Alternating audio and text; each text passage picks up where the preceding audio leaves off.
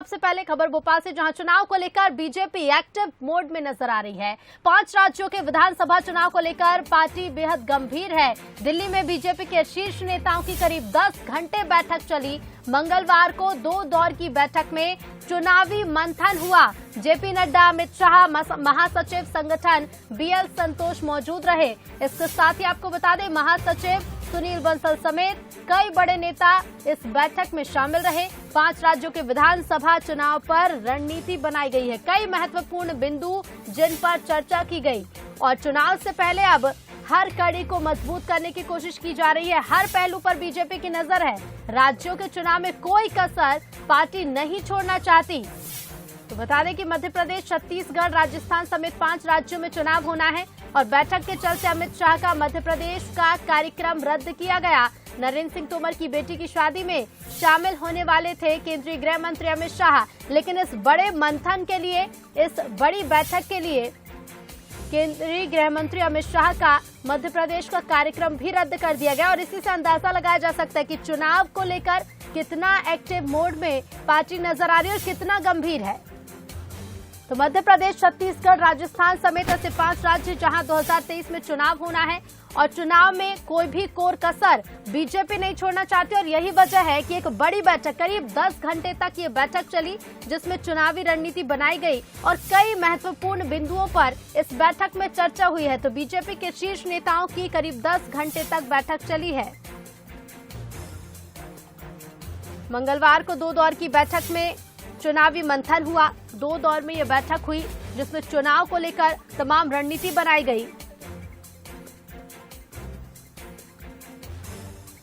तो पूरी तरह से एक्टिव मोड पर बीजेपी नजर आ रही है चुनाव को लेकर। और इसी खबर पर हम और ज्यादा बातचीत करेंगे। न्यूज हेड शरद द्विवेदी जी हमारे साथ फोन लाइन पर जुड़ गए हैं। शरद जी, 5 राज्यों के जो चुनाव होने हैं 2023 में, पूरी तरह से एक्टिव मोड में नजर आ रही है पार्टी और यही वजह है कि एक बड़ी बैठक जो कि करीब 10 घंटे तक चली। निश्चित तौर पर ऋतु, 2 दिनों में 10 घंटे तक का ये जो गहरा विचार मंथन है, ये 5 राज्यों के चुनाव पर ही पूरी तरह से केंद्रित रहा है। क्योंकि कर्नाटक में सफलता न मिलने के बाद जो ये 5 राज्य हैं जहां चुनाव हो रहे हैं, उसमें तेलंगाना दक्षिण भारत का एक ऐसा राज्य है जहां कर्नाटक में सफलता न मिलने के बाद बीजेपी पूरा फोकस करेगी कि कम से कम वो उस चुनाव में एक ऐसी स्थिति जरूर अपने को लेकर आए कि जिससे कोई ये न कह सके कि दक्षिण भारत में उसके प्रभाव को महसूस नहीं किया जा रहा है। इसी के साथ अगर ये 3 राज्यों की बात करें के हैं, मध्य प्रदेश, छत्तीसगढ़ और राजस्थान, ये तीनों बीजेपी के लिए बेहद महत्वपूर्ण है, जिनमें से 2 राज्य कांग्रेस के पास हैं और 1 बीजेपी के पास है, मध्य प्रदेश।